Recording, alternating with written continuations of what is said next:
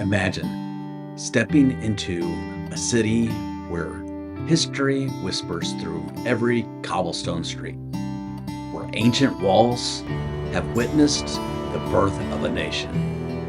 Welcome to Guimarães, a city often called the cradle of the nation. Every corner tells a story here, from the medieval castles that dominate the skyline to the ancient churches that have stood the test of time. But why is this small city so important to Portugal's history? And what makes it a must-visit destination today?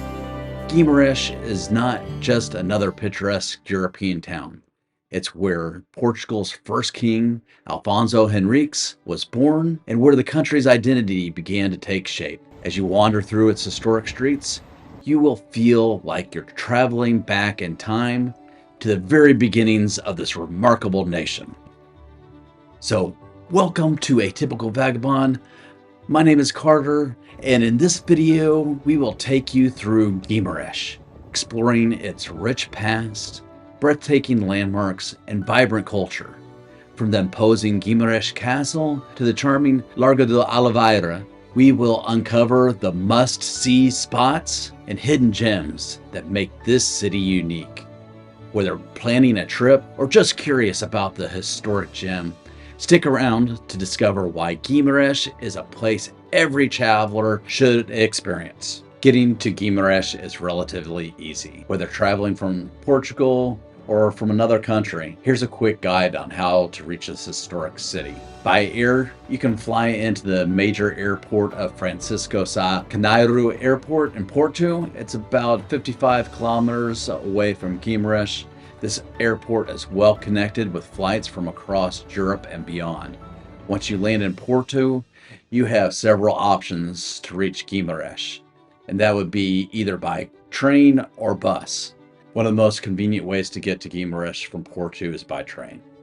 The journey takes about an hour and 15 minutes, with regular services running throughout the day from Porto, São Bento, or Campinas train stations. The train ride is quite scenic, offering views of the Portuguese countryside as you approach Guimarães.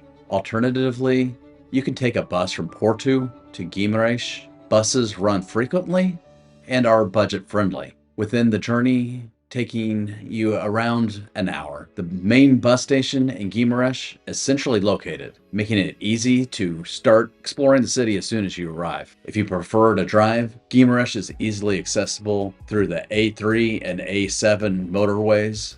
The drive from Porto takes about 45 minutes, and having a car allows you to explore the surrounding regions at your own pace. Parking is available near the city center, though exploring the historic areas on foot is best. No matter how you choose to get there, Guimarães is well worth the trip, offering a unique blend of history, culture, and modern charm.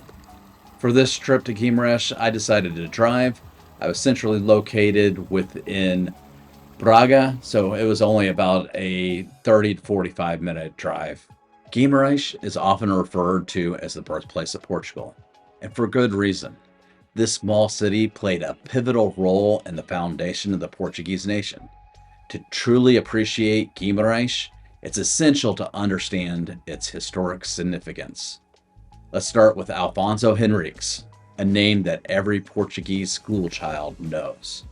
Born in Guimarães around 1109, Alfonso Henriques would become the first king of Portugal. But his journey to kingship was far from easy. The Battle of São Miguel, fought just outside the city in 1128, was a turning point. This battle wasn't just a fight between armies, it was a clash of ideas, a struggle for independence. Alfonso Henriques emerged victorious, securing his position and laying the groundwork for the Kingdom of Portugal. Walking through Guimarães, you can almost feel the weight of this history. The city's medieval core has been remarkably well preserved, allowing visitors to step back in time.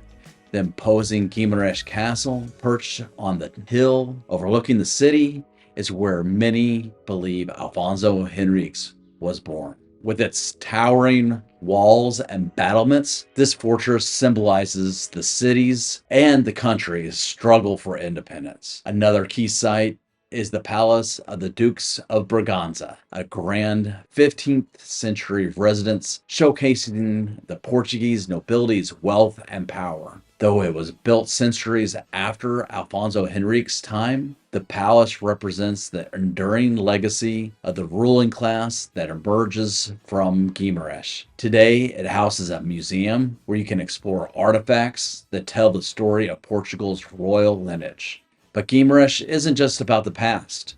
The city's historic significance is celebrated and preserved in a way that makes it vibrant and relevant today. The entire historic center of Guimarães was designated a UNESCO World Heritage Site in 2001, a testament to its cultural importance. As you wander its narrow streets, you will encounter beautiful squares, ancient churches, and charming houses with traditional Portuguese azulejos, basically just Portuguese tiles, if you're not familiar with the term. Each of these elements contribute to the city's unique character, making it a living museum that continues to thrive in the modern world.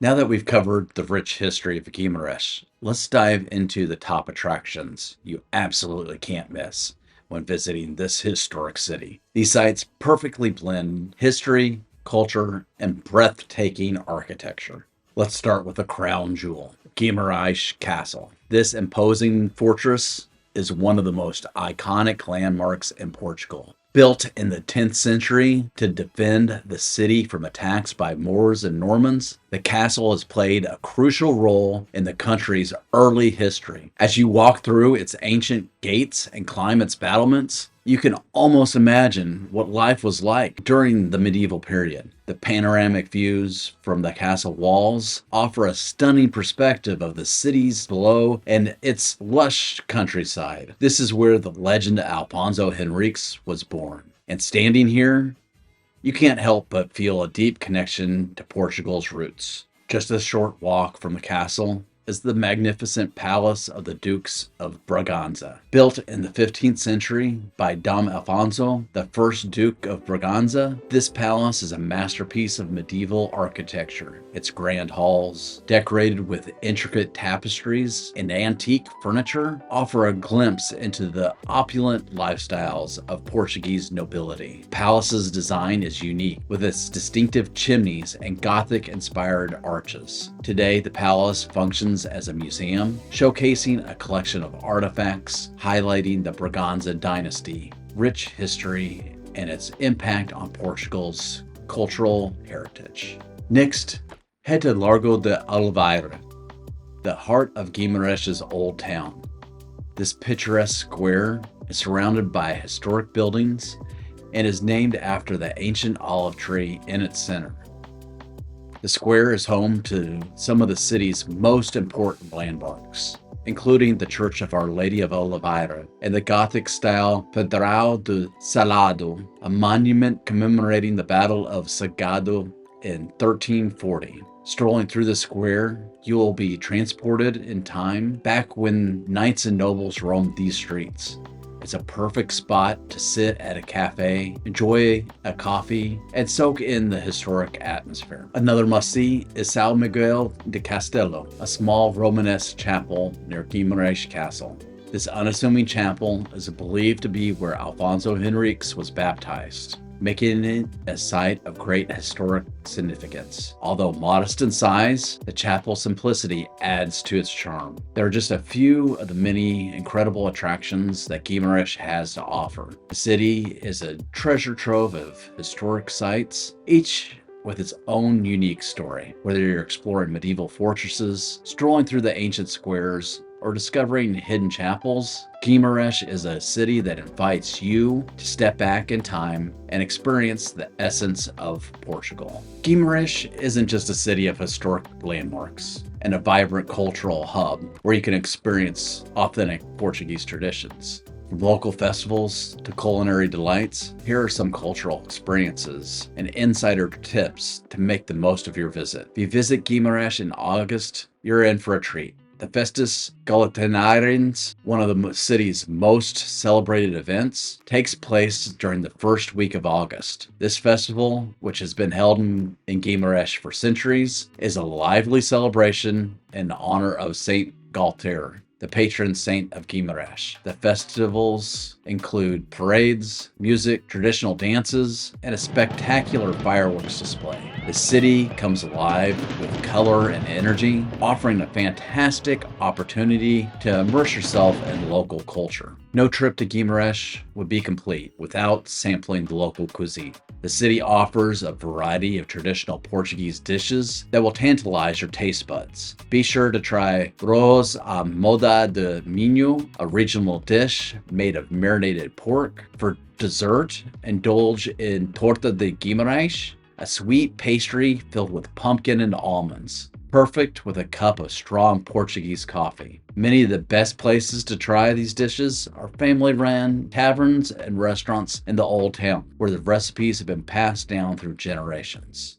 To fully enjoy your time in Guimarães, consider visiting during the shoulder seasons, spring and autumn, and you'll avoid the summer crowds, allowing you to explore the city's attractions leisurely. Also, take advantage of the city's compact size by exploring on foot. The historic center is pedestrian friendly, with most major sites within walking distance of each other. This way, you can discover hidden gems like small shops selling local crafts or quiet squares, perfect for a moment of reflection. Guimarães is more than just a destination. It's a journey through time, from its deep historical roots as the birthplace of Portugal to its vibrant cultural experiences. This city offers something for every traveler, whether you are wandering through medieval castles, savoring local cuisine, or soaking in the festive atmosphere. Guimarães leaves an indelible mark on all who visit. So if you're planning a trip to Portugal, make sure Guimarães is on your itinerary. You won't be disappointed. And if you enjoyed this travel guide, don't forget to like the video, leave a comment, and subscribe for more travel adventures.